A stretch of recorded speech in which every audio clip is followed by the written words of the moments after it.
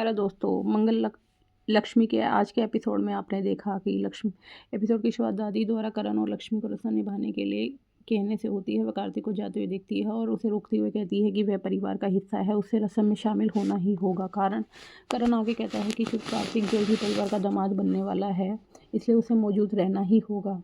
कार्तिक वहीं रुक जाता है और फिर दादी करण और लक्ष्मी से रस्म शुरू करने के लिए कहती है। वह बरखा से कहती है कि वह अंगूठी बर्तन में रखकर रस्म शुरू करे। बरखा मना कर देती है और कहती है कि सब उसकी और कार्तिक की शादी के बारे में भूल गए हैं। दादी बताती कि उन्होंने पंडित से सलाह ली थी, जिन्होंने अगले महीने की तारीख सुझाई थी। क्योंकि अभी सब काफ़ी समय है, वे अभी करण और लक्ष्मी की शादी का जश्न मना सकते हैं। वह बरखा से फिर बर्तन में अंगूठी रखने के लिए कहती है। बरखा मना कर देती है, लेकिन करण उसे अपने भाई की खुशी के लिए खुश होने के लिए कहता है। वह कार्तिक और बरखा दोनों की अंगूठी बर्तन में रखने के लिए कहता है। वह ऐसा ही करती है। करण लक्ष्मी का हाथ कसकर पकड़ लेता है और वे पानी में अंगूठी ढूंढने लगते हैं। लक्ष्मी को अंगूठी मिल जाती है, लेकिन करण उसे ले लेता है। करण कहता है कि लक्ष्मी के लिए वह भाग्यशाली है। कार्तिक लक्ष्मी पर अप्रत्यक्ष रूप से टिप्पणी करता है। वह वहाँ से चली जाती है। रसोई में कार्तिक लक्ष्मी के पास जाता है और अजीब ढंग से उसकी उन्नति की प्रशंसा करता है। वह दर्जी से अपनी बॉस की पत्नी बनने तक का सफ़र कितनी जल्दी तय कर लिया। वह कहती है कि वह एक नई जगह आई है और जल्द ही ऊंचे वर्ग के लोगों से संबंध बनाकर करण की पत्नी बन गई। लक्ष्मी की आंखें भर आती हैं, लेकिन वह कुछ नहीं कहती और जाने के लिए मुड़ जाती है। कार्तिक उसे रोकता है, उसे हाथ पर हल्दी का लेप लगाता है। करण यह देख लेता है और चुपचाप चला जाता है। कार्तिक लक्ष्मी से अपने सवालों के जवाब देने का आग्रह करता है। लक्ष्मी फिर से जाने की कोशिश करती है, लेकिन कार्तिक उसका रास्ता रोक लेता है और जवाब मांगता है। लक्ष्मी कहती है कि उसे कोई सफाई देने की ज़रूरत नहीं, उसे जाने के लिए कहती है। कार्तिक उसे याद दिलाता है कि वे दोनों एक रिश्ते में हैं और अपने होने वाले देवर से शादी करने के लिए उसका मजाक उड़ाता है। वह कहता है कि वह उसके जैसा नहीं हो सकता जो लोगों को पीछे छोड़ देते हैं।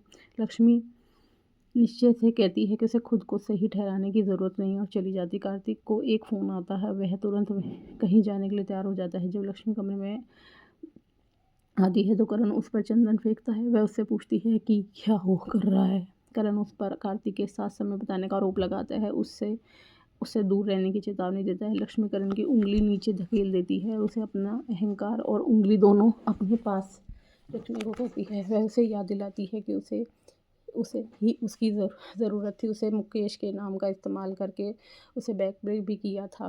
वह टॉवल से अपना चेहरा पोंछती है, उसे उसके पैरों पर फेंक देती है और चली जाती है। करण लक्ष्मी को उसका अनादर करने के लिए सबक सिखाने का कसम खाता है। इस बीच बरखा कार्तिक के लिए एक रोमांटिक डिनर तैयार करती है। कार्तिक पूछता है ये सब क्या है। बरखा कहती है घर में बहुत तनाव है क्योंकि उनकी शादी टल गई और करण ने लक्ष्मी से शादी कर ली है। वह मानती है कि लक्ष्मी एक साधारण लड़की लगती थी, लेकिन उसने कभी उम्मीद नहीं थी कि वह करण से शादी करेगी। बरखा कहती है कि अगर उसे लक्ष्मी के असली इरादे पता होते तो वह उसे कभी नौकरी पर नहीं रखती। लक्ष्मी के बारे में सोचते हुए कार्तिक गुस्से में गिलास तोड़ देता है। बरखा उसका हाथ थामने की कोशिश करती है, लेकिन कार्तिक अपनी हालत के लिए उसे ही जिम्मेदार ठहराता है। वह कहता है कि वह चंडीगढ़ अपने सपने को पूरा करने आया था, लेकिन बरखा के प्यार और करण के दखल ने उसे इस मुसीबत में डाल दिया। कार्तिक है जब से करण और बरखा उसकी ज़िंदगी में आई है, उसने सब कुछ खो दिया है। वह बरखा पर भड़कता और चला जाता है। लक्ष्मी वॉशरूम से बाहर आती है और फूलों से सजे कमरे को देखती है। वह करण से पूछती है वह क्या सोच रहा है। करण मजाक में बिस्तर पर एक मोमबत्ती फेंक देता है, जिससे गुलाब जल जाते हैं। कहता है कि उसे एहसास हुआ कि उसे गुलाब पसंद नहीं है। लक्ष्मी जल्दी से आग बुझाने के लिए पानी डालती है और करण से कहती है कि उसे डॉक्टर की ज़रूरत है। फिर कह करण फिर कहता है कि वह सोफ़े पर सोएगा। जब लक्ष्मी जिद करती है कि वह सोफ़े पर सोएगी ताकि अगर वह कुछ करने की कोशिश करे तो वह बच सके।